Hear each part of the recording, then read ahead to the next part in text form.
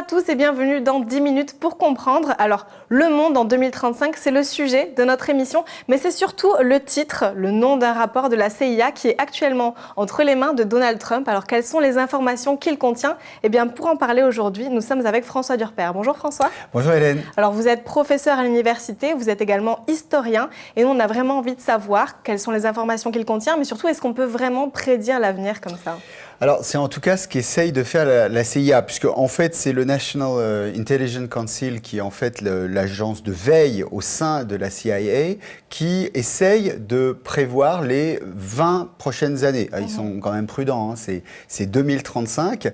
Et comme vous l'avez dit, l'objectif, c'est de mettre sur le bureau ovale, dans le bureau ovale, hein, c'est le nouveau président oui. Trump, mais c'était le cas pour Obama, de lui dire voilà ce qui va se passer dans les 20 prochaines années, et donc ça lui permet de construire sa politique.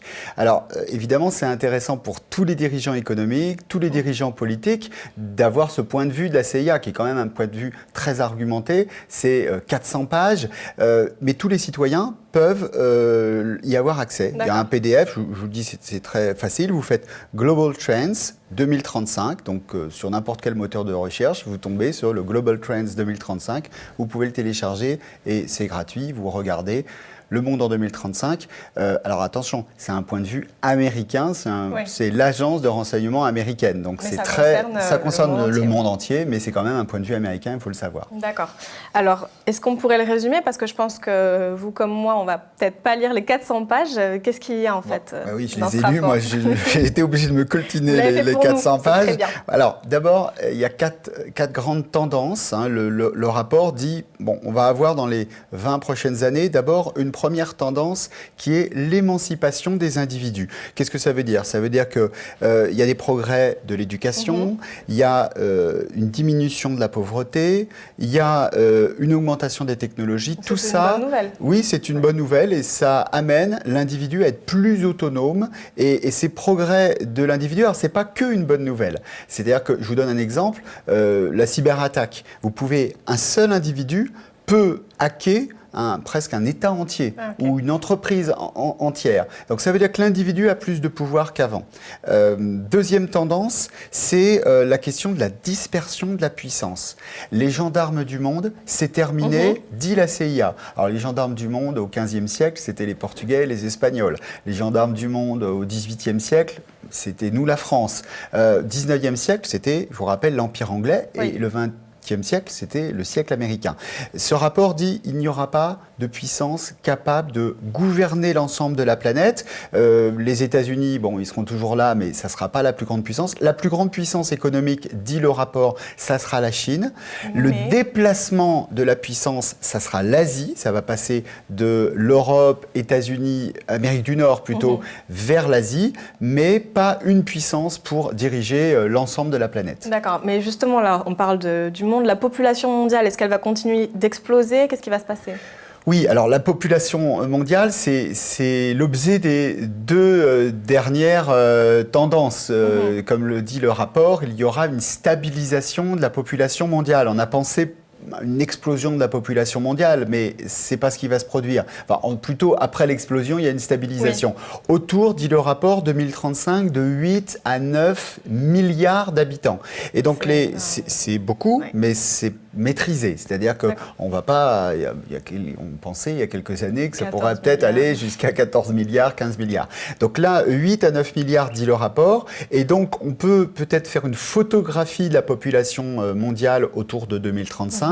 C'est-à-dire une population mondiale qui est assez vieillissante dans les pays du Nord. Nous, les Européens, de plus en plus vieux. On aura peut-être même une baisse de notre population. L'Allemagne, la France, la Russie, c'est déjà le cas. Hein. Et puis des États et des sociétés très jeunes, notamment dans le Sud et notamment, évidemment, en Afrique. Et puis une population qui sera majoritairement, c'est déjà le cas, urbaine, mais ça va se développer encore plus. 60% de population urbaine en 2035, dit le rapport. Alors ça a des conséquences et c'est la quatrième tendance. La quatrième tendance, c'est cette pression démographique sur les ressources.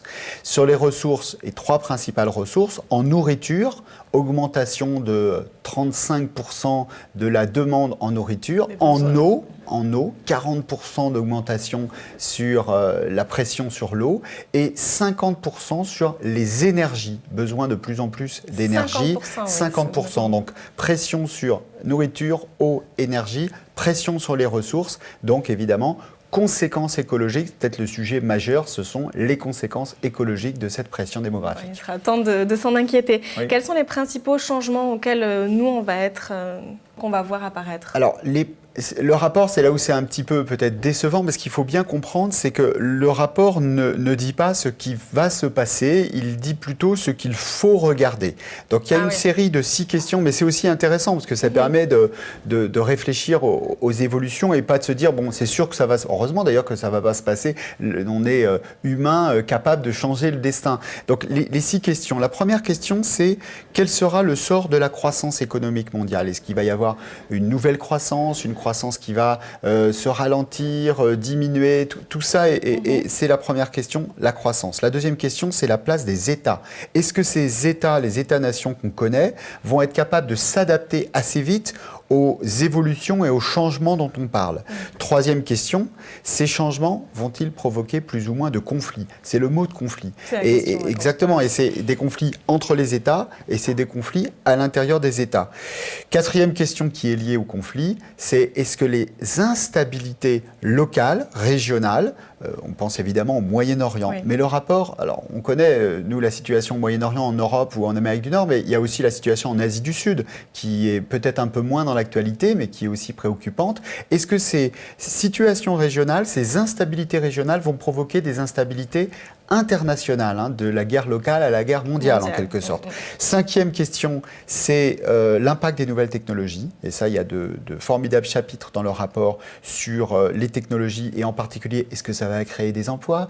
Est-ce que ça va diminuer, au contraire, la raréfaction de l'emploi, du travail? On a vu d'ailleurs dans la campagne primaire à gauche qu'on pose ces questions et les politiques s'en préoccupent dès maintenant. Et enfin, la sixième question, c'est quelle place pour les États-Unis? Et c'est là où on voit que c'est quand même un rapport américain. Si c'était un rapport français, ça se terminerait sur quelle place pour la France. Pour la France, oui. Merci beaucoup. Déjà, là, on a quelques informations.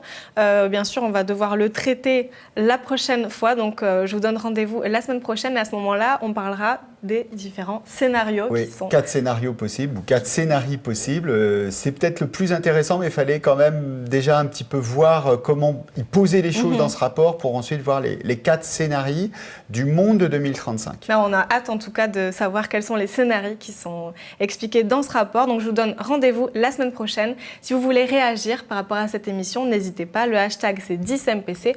Vous le connaissez. Je vous dis à très bientôt et en attendant, gardez bien les yeux ouverts.